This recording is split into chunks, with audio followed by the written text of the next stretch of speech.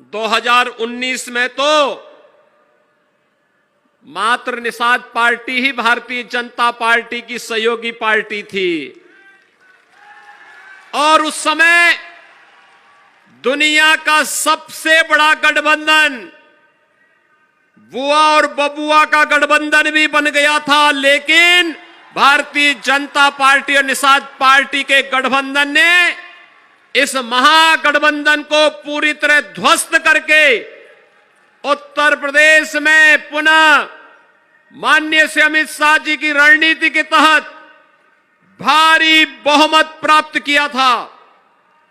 भाइयों बहनों, आपने देखा होगा प्रधानमंत्री मोदी जी के नेतृत्व में 2014 से लेकर के अब तक जो कहा सो करके दिखा दिया। कौन ऐसा भारतीय होगा जो भारत की सुरक्षा के प्रति जागरूक न होगा? आपने देखा होगा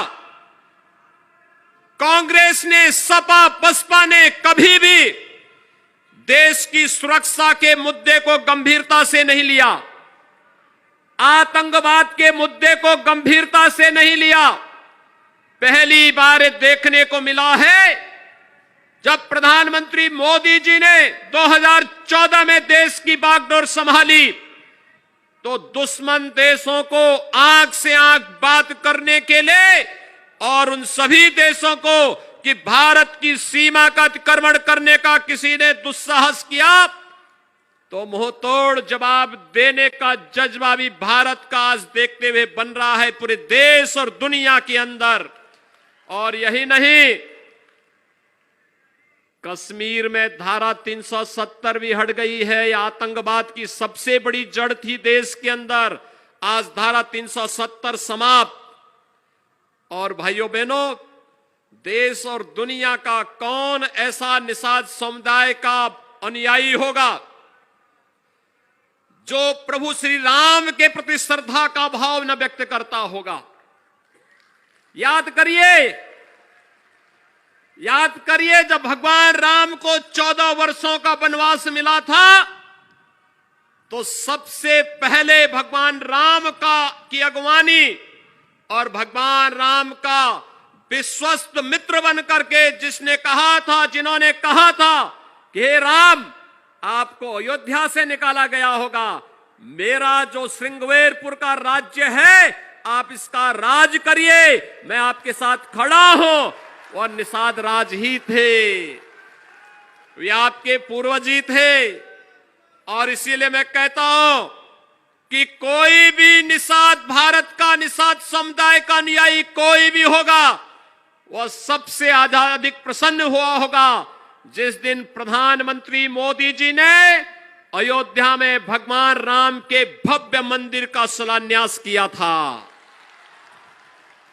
सबसे अधिक प्रसन्नता कहीं थी और इसीलिए हमारी सरकार ने तय किया।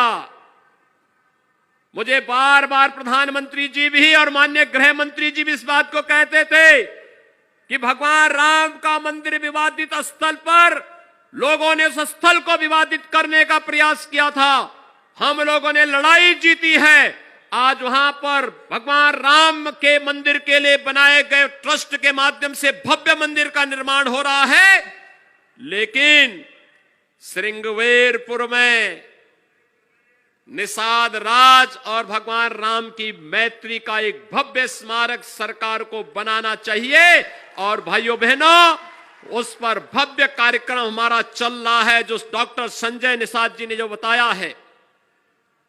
भारतीय जनता पार्टी बोलती नहीं है, सरकारें करके भी दिखाती हैं। याद करिए 2015-16 में जब समाजवादी पार्टी की उस समय